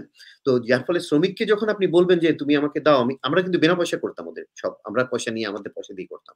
ওদের কোনো পয়সা দিতে হতো না। কিন্তু তারপরেও শ্রমিককে এতক্ষণের জন্য দেয়াটা ওদের জন্য খুব ডিফিকাল্ট ছিল। তো তখন আমরা কি করলাম, তখন আমি ভাবলাম যে আমার তো একটা ইলেকট্রনিক কিছু বানাতে হবে। যে ২ টা কারণে। একটা হলো আমি স্পিডে করব। আরেকটা হলো সরাসরি রেকর্ডটা ওখানে ঢুকে যাবে। পরে কাগজের ঝামেলা থাকবে না। সো আমি পরের সপ্তাহেই কার ডায়াগনোসিস কি বলে blood pressure, diabetes, asthma, tuberculosis আমি পরের সপ্তাহেই ডায়াগনোসিস এ যেতে পারবো। পরের সপ্তাহেই চিকিৎসা দিতে পারবো। তো তখন আমি ফেরত এসে আমি অনেক মানে ব্রাউনেরই আরেকজন পাস করা জাভেদ ইকবাল নাম, তার সাথে বসে আমরা একসাথে অনেক গবেষণা করে ঠিক করলাম যে আমরা কিভাবে এটা বানাতে পারি। তো ওইটার নাম দিয়েছি আমরা নিরোগ। এটা একটা অ্যাপের মতো যেটা আপনার ইলেকট্রনিক মেডিকেল রেকর্ড সিস্টেম, যেটা আমরা পরে আরো আধুনিক করেছি। তো এটা ২০১৬ সালে আমরা একটা ছোট ফান্ড পাই ডিএফআইডি থেকে। ওরা দিয়েছিল আপনার গ কি বলে ডিজিএইচএস সাথে গার্মেন্টস ফ্যাক্টরি ওয়ার্কারদের স্বাস্থ্য জানার জন্য। তো ওই ফান্ড থেকে আমি বলি যে স্বাস্থ্য জানার জন্য আমার একটা অ্যাপও বানাবো। ওইটা আমি ব্রাউন ইউনিভার্সিটির সহযোগিতায় তখন ওই অ্যাপটা বানাই আমরা, যেটাকে নিরোগ বলছি। ওইটা কিরকম? ওটা আপনি একজন শ্রমিক এসে ঢুকলো, তার আপনি ছবি নিলেন, নাম-ধাম নিলে সুইচ টিপলে একটা ইউনিক বারকোড তৈরি হবে। ডিজিটাল একটা বারকোড। ওর রেকর্ড রয়ে গেল। পরের স্টেশনে গেল, ওর ব্লাড প্রেশার মাপা হলো। পরের একটা টেবিলে গেল, ওর ব্লাড গ্লুকোজ মাপা হলো। চতুর্থটায় যে একটা ডাক্তার বসে আছে, ডাক্তার যখন খুলল, তার হাতে ওই আগের ৩ টার রেকর্ড পুরাপুরি চলে এলো। তখন ডাক্তার ওকে দেখে ও প্রেসক্রিপশন দিলে ওই পাশেই রিমোট কন্ট্রোল ইয়ে আছে, প্রিন্টার, ওখানে প্রিন্ট হলো, প্রিন্ট হয়ে ওই চিকিৎসা নিয়ে চলে গেল। এটা হলো সিস্টেম। ওই রেকর্ডটা আপনি আমেরিকায় বসে দেখতে পারেন, আপনি ঢাকায় বসে দেখতে পারেন, যদি আপনি অ্যাক্সেস দেন। ওটা আবার কিন্তু এনক্রিপ্টেড, মানে আপনার আচ্ছা, হিপা কমপ্লায়েন্ট, যে কেউ কেউ দেখতে পারবেন, দেখতে ডাক্তার পারবে না দেখবে, যে কেউ। হ্যাঁ, রোগী আর ডাক্তার ছাড়া কেউ দেখতে পারবে না।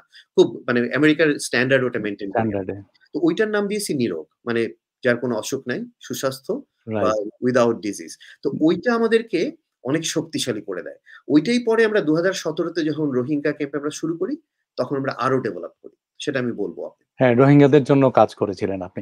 এই পর্যায়ে আমি একটু বিরতি নিয়ে, অনেক দর্শক শ্রোতা আমাদের অনুষ্ঠানটি দেখছেন, তারা লিখেই যাচ্ছেন, আমি সুযোগ পাইনি। এই পর্যায়ে একটু তাদের প্রতিক্রিয়াগুলো দেখে নিই। রাহাত হোসেন বলছেন, I am Naju, watching from long island.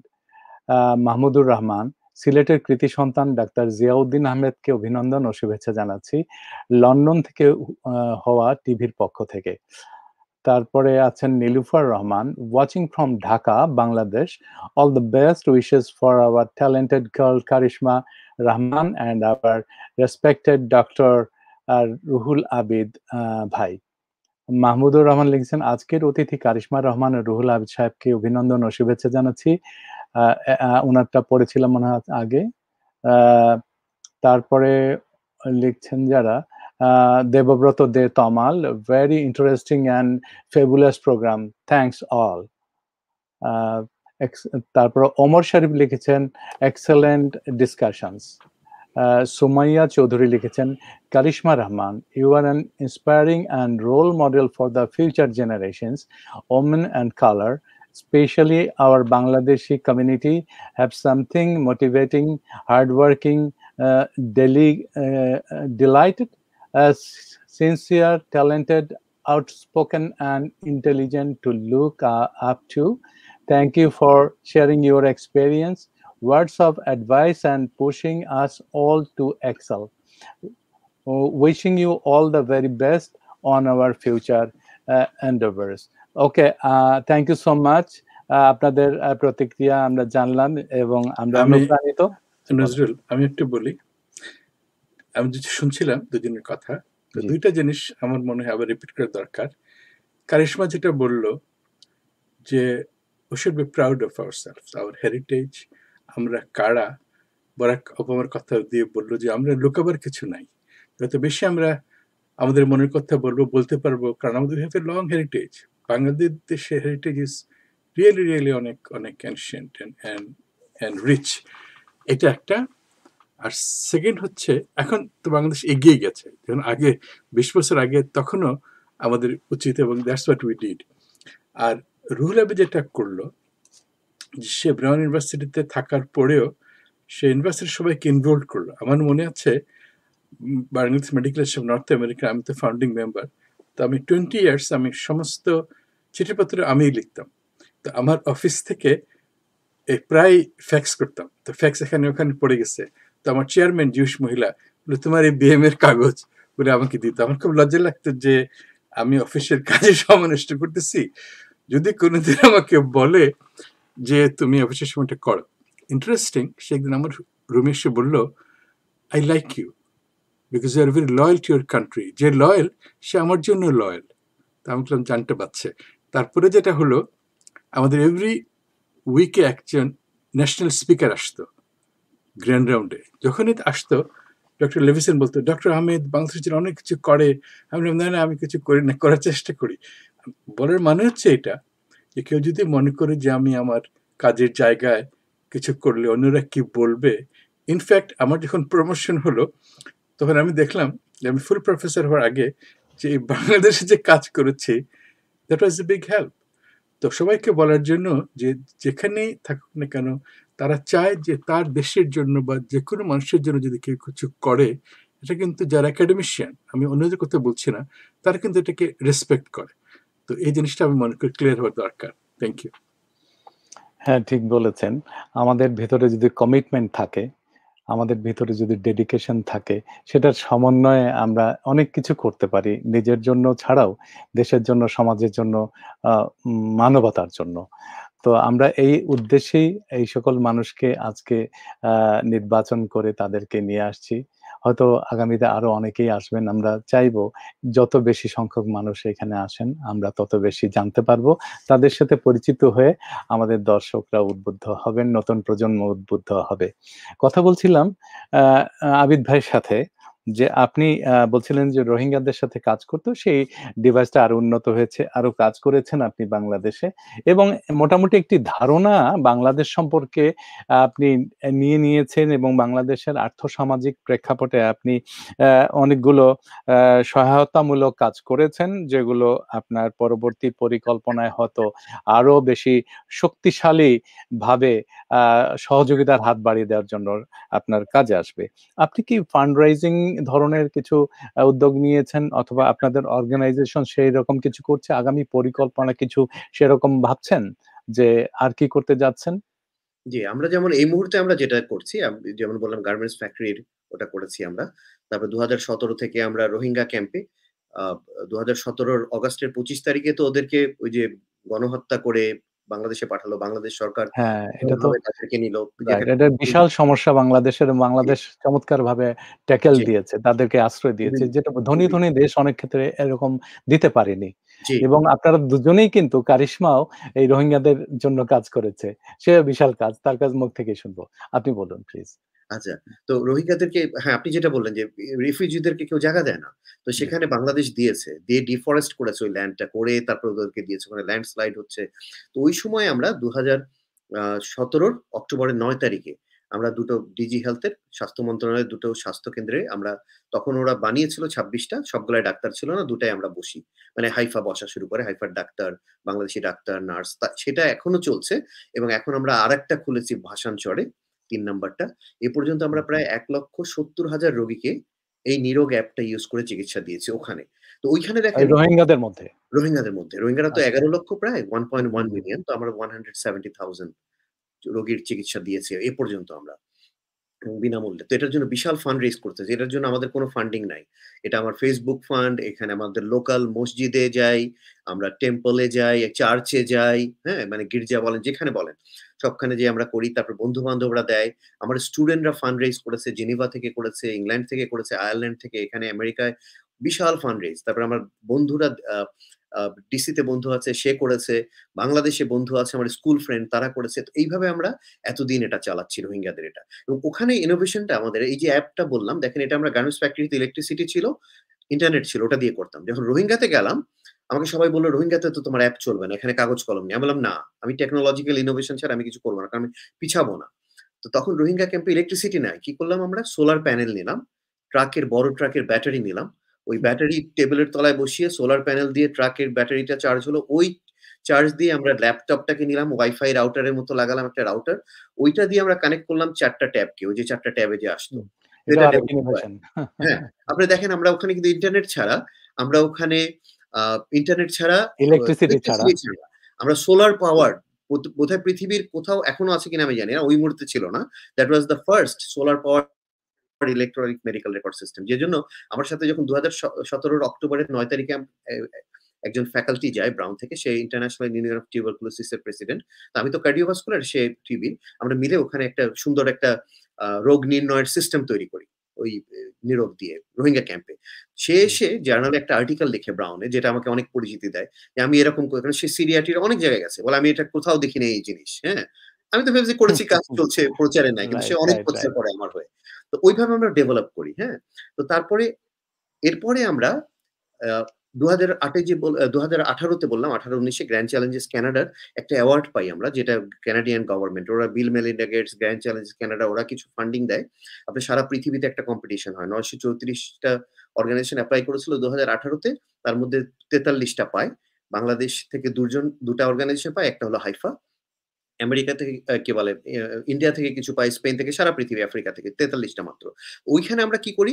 আমরা ওদেরকে প্রপোজ করেছিলাম যে আমরা তো টেকনোলজিক্যাল এটা দিয়ে হাইপারটেনশন, ডায়াবেটিস, অ্যাজমা এটা দেখছি। আমরা মেয়েদের জরায়ু মুখের ক্যান্সার, সার্ভিক্যাল ক্যান্সার দেখব।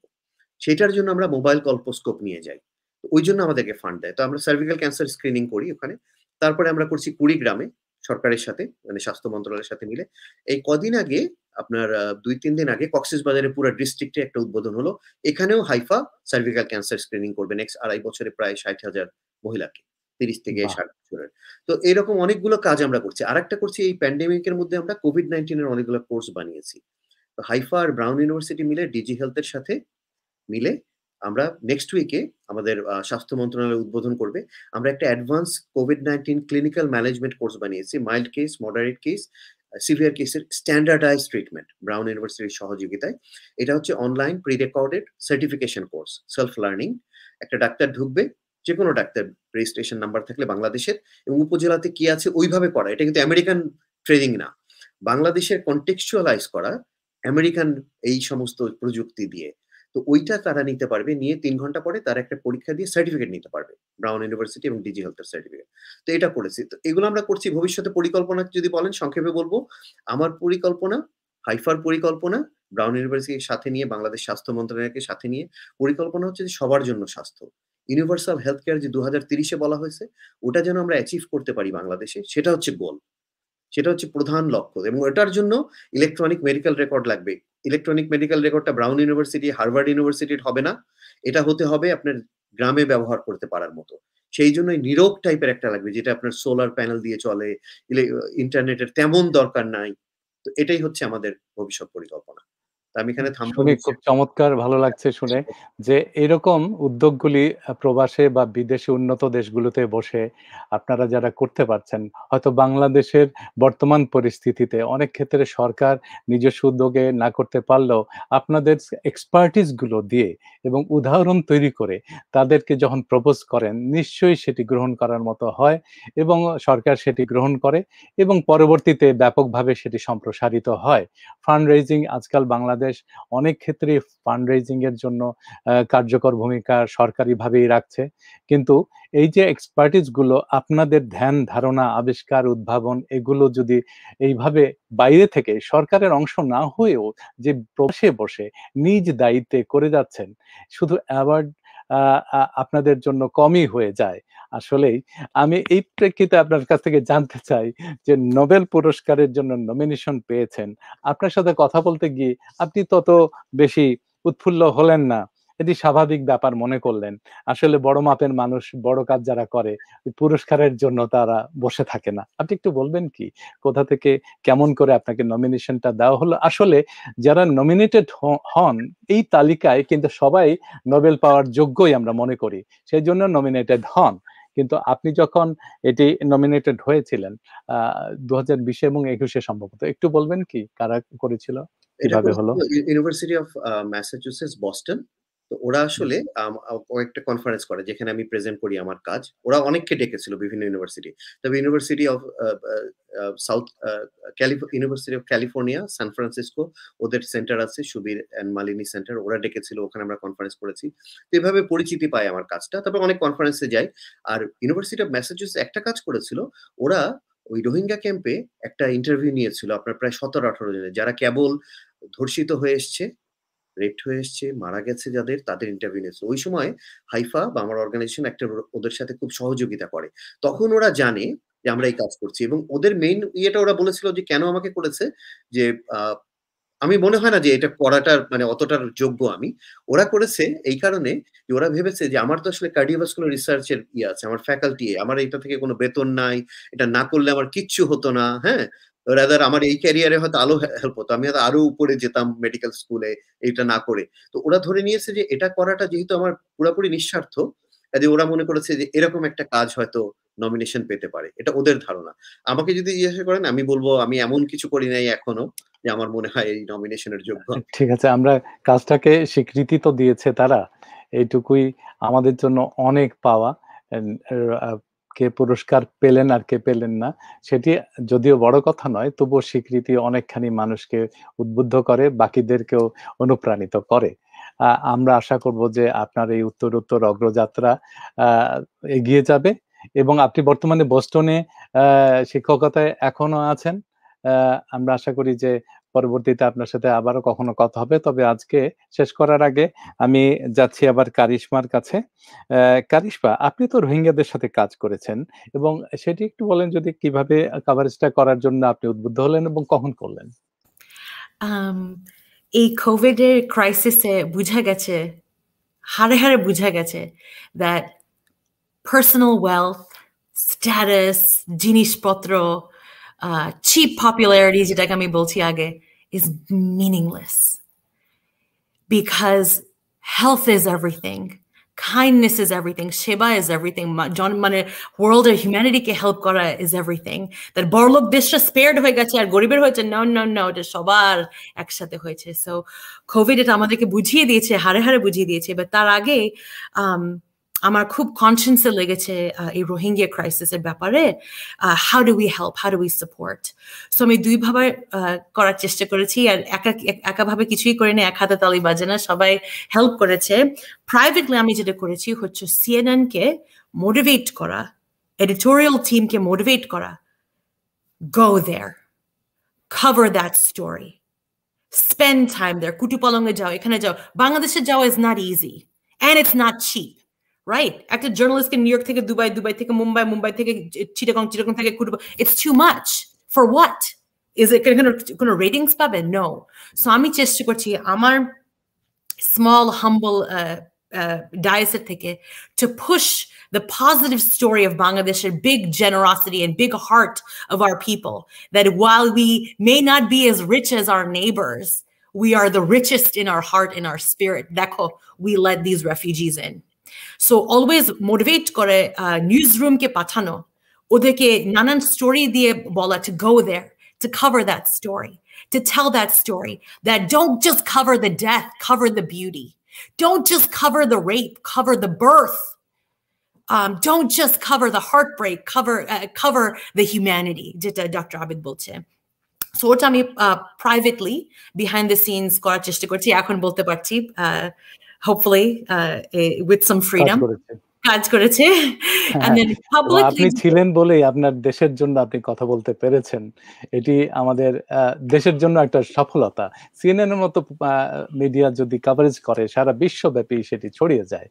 Alhamdulillah, they did. And then publicly যেটা করেছি হচ্ছে fundraising করেছি with আমার beloved family and friends here, and আমার mama ছিল এখানে, and Zaki and Rahat Hussein in Long Island. Anytime আমার রাতে ঘুম হতো না, I would call Chachi ke call kortam, Rahat and Zaki Hussein, my sister, Dr. Saida Hussein, and boltam, guys, I can't sleep. What can we do? চল টাকা জমা, এখান থেকে তো আমরা কিছু করতে পারবো না, আমাদের ডক্টর আবেদের মতো অ্যাপও জানি না, বলেওছি তো আমি সায়েন্স ফেল করেছি, আমি তো এখান থেকে কি করতে পারবো, অ্যাটলিস্ট টাকাটা তো আমরা রেজ করতে পারবো।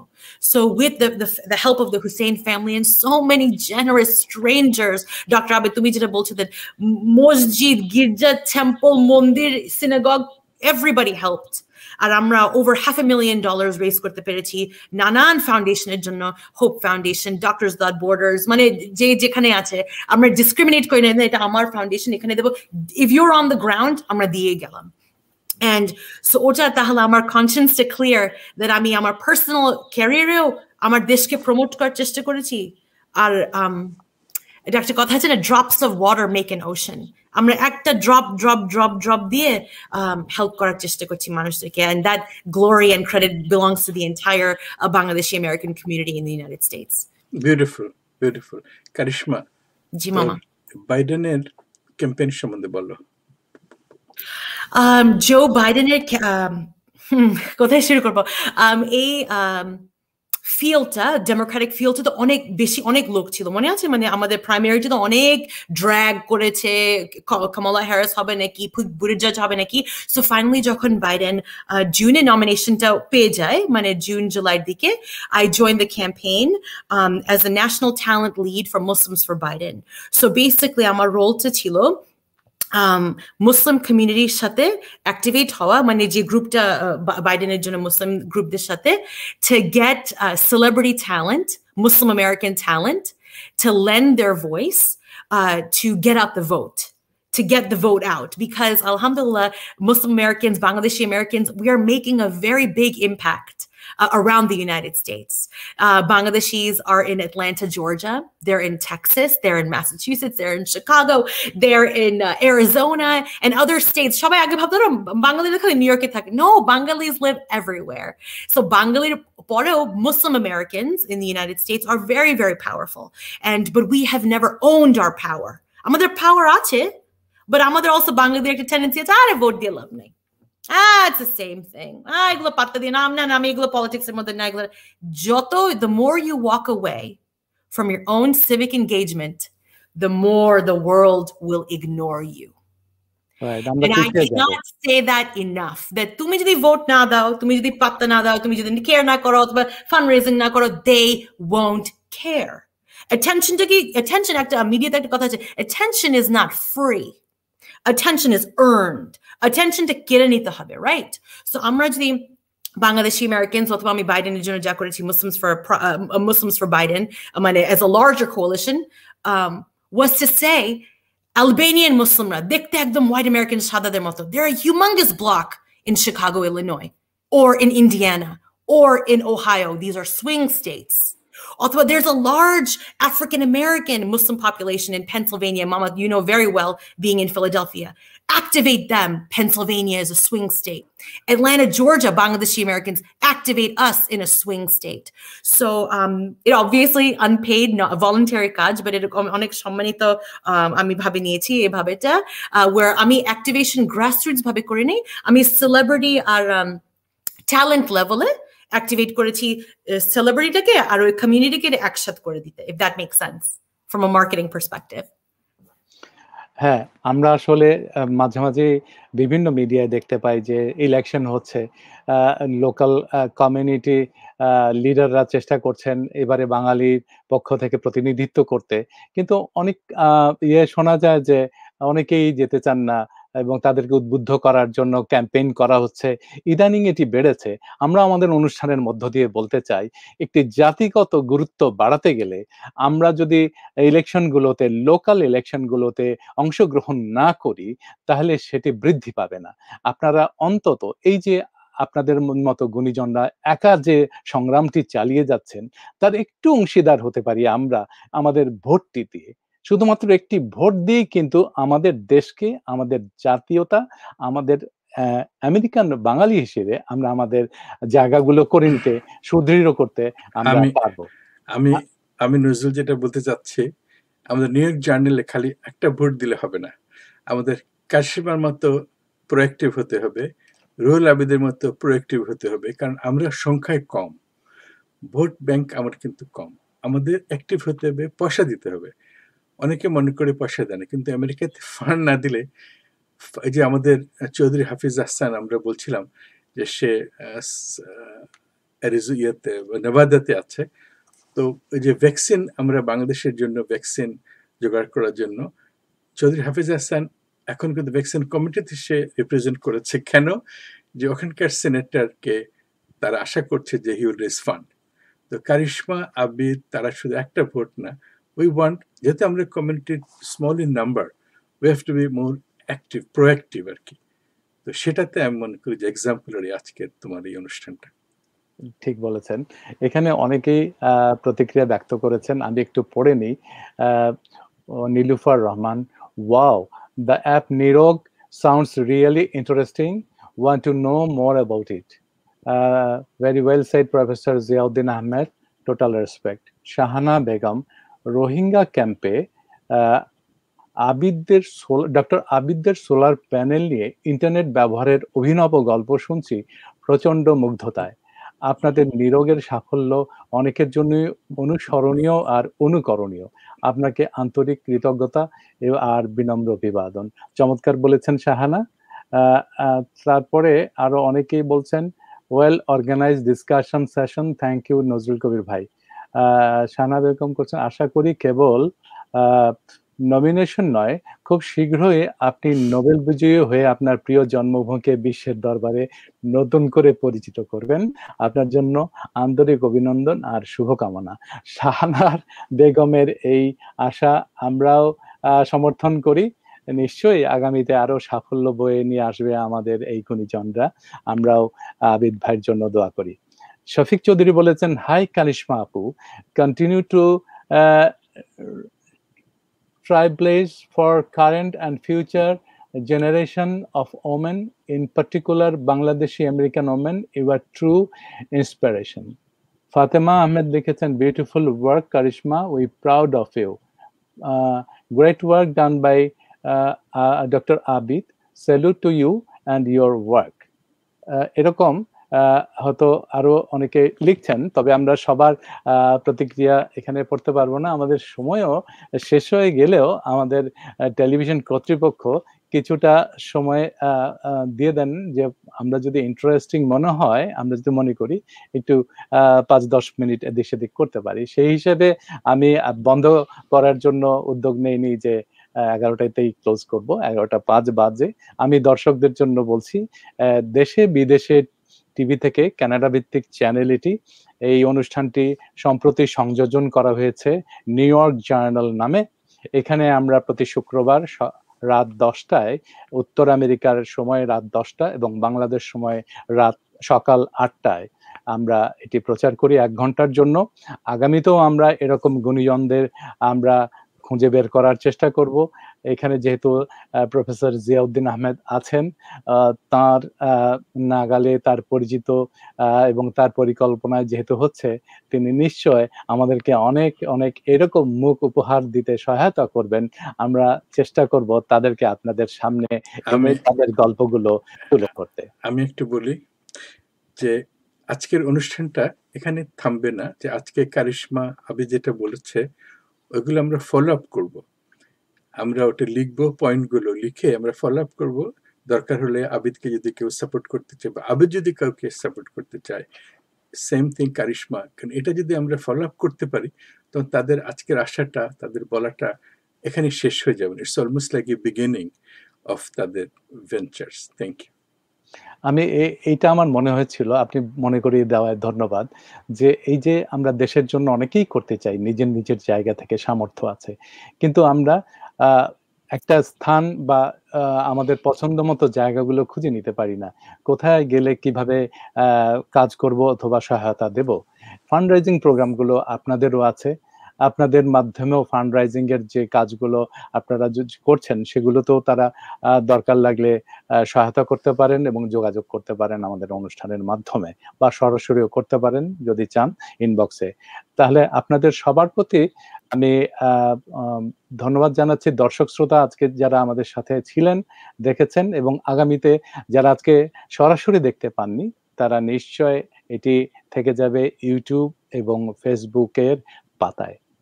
আপনাদের কারো কিছু যদি দর্শকের জন্য কিছু বলার থাকে, আমাদের বাংলাদেশি মানুষের জন্য, বাঙালির জন্য, তাহলে একটু ছোট্ট করে 1 মিনিট করে বলতে পারেন, আবিদ ভাই এবং কারিশমা।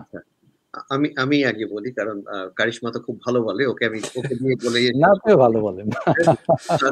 আমি আগে একটু বলে নিই।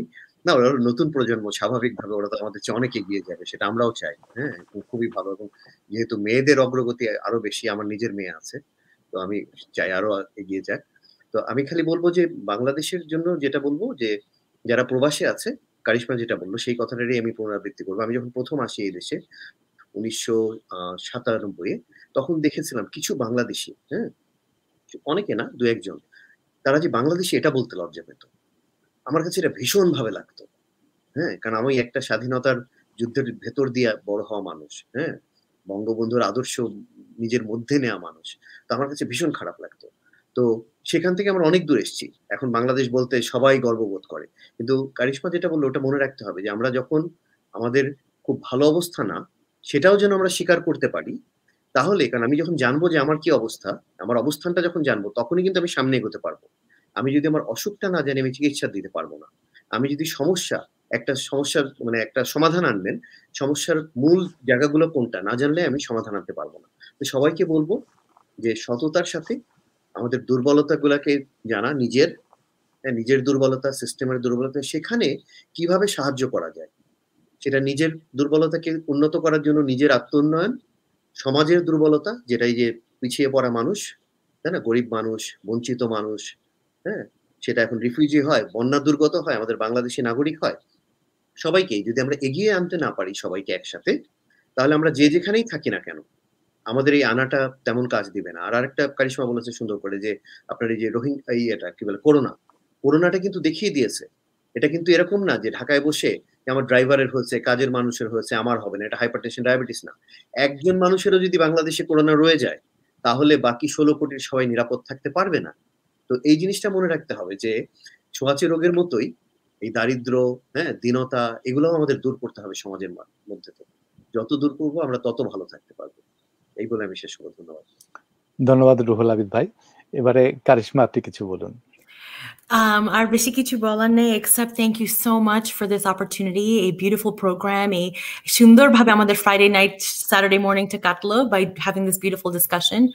আমি just finishing এ দেব আমাদের values, মানে আমার আব্বু আম্মুর values, আমাদের বাংলাদেশি values, that নিজে mountain climb করে pedestal এ উঠে ভালো করে is not a credit, আমার মনে হয়। মাউন্টেনটা ক্লাইম্ব করে অন্যদেরকে হেল্প করা, মাউন্টেনটাকে উঠাতে, মানে স্কেল দ্যাট মাউন্টেন, প্যারামাউন্টের এই মাউন্টেনটার কথা বলতেছি, মাউন্ট এভারেস্ট, মাউন্ট কিলিমানজারো, নিজে টপ অফ দ্য মাউন্টেনে থেকে, that is not a success, that is a selfish success. But what have you done অন্যদেরকে হেল্প করতে? হোয়াট হ্যাভ ইউ ডান অন্য বাঙালিদেরকে হেল্প করতে? What have you done middle class, lower middle class লোকদেরকে help করতে? Because the rich often help themselves, not just in the United States, but everywhere. So our finishing kotha hocche, always let's look for opportunities where we can help each other. And I don't want to be the first anymore. I don't want to be the first. I want to be with the many. And I don't want to be the first Bangladeshi anymore. I want to see the many. So thank you so much to everybody for this opportunity, and for everybody watching at home. And what a beautiful conversation. আসসালামু আলাইকুম। Thank you so much. আপনার কথা যদি একটু বাংলাতে বলি, যে সংক্ষিপ্ত আকারে একটি কথাই আমার কাছে মনে হয় বলা দরকার, যে যারা নিজের জন্য প্রতিষ্ঠা পেয়েছেন, নিজের জন্য কাজ করেছেন, প্রতিষ্ঠা অনেক দূর এগিয়ে গেছেন, সেটুতে সীমাবদ্ধ না থেকে আমাদের করা উচিত আরো যারা আশেপাশে আছেন, পাহাড়ের চূড়ায়ও যদি আমি উঠে যাই, নিচে যারা পড়ে রয়েছেন তাদেরকে হাত ধরে টেনে তোলা আমাদের উচিত, যাতে সামগ্রিকভাবে গোটা জাতিকে, গোটা মানব সমাজকে, বা আমার আশেপাশে যারা আছেন তাদেরকে আমরা উপরে, আমার পর্যায়ে না হলেও কিছুটা তার আগের অবস্থান থেকে উপরের অবস্থানে টেনে আনতে পারি, তুলে ধরতে পারি, তাদেরকে আরো বেশি কমফোর্ট দিতে পারি। এই কথাই বলতে চেয়েছি। এটাই আমি কেন পারলাম না? এটা এত সুন্দরভাবে বললেন, এটা কেন আমি পারলাম না? আপনি বলেছেন তো, বলেই তো আমি বলতে পারলাম, আমি বাংলায় বলেছি। চমৎকার, খুব ভালো লাগলো। দুজনকে অনেক অনেক ধন্যবাদ, এবং এরকম মানুষদেরই আমরা পরবর্তীতে আবারও হাজির করব, চেষ্টা করব খুঁজে বের করার। আপনাদেরকেও হয়তো আগামীতে আবার আমরা ডাকতে পারি না কোনো সময়, অবশ্যই আমরা সেই অপেক্ষায় থাকলাম। এবং জিয়াউদ্দিন ভাই যেহেতু আমাদের সাথে আছেন, আমরা মনে হয় এরকম একটা চমৎকার অনুষ্ঠান, যেটি সমাজের এবং মানুষের জন্য অবদান রেখে যাবে সব সময়, এবং হাইলি প্রফেশনাল ব্যক্তিরা এসে পথ দেখিয়ে যাবেন আরো চমৎকার ভাবে জীবন গড়া যায় কিভাবে। Thank you so much. আমাদের দর্শকদের আবারও স্বাগত এবং অভিনন্দন জানাচ্ছি যে আপনারা দেখেছেন, এবং আগামী অনুষ্ঠান দেখার জন্য আপনাদের আমন্ত্রণ জানিয়ে আগামী শুক্রবারে রাত 10টায় এবং বাংলাদেশ সময় সকাল 8টায় আমাদের সঙ্গে থাকবেন। ধন্যবাদ সবাইকে।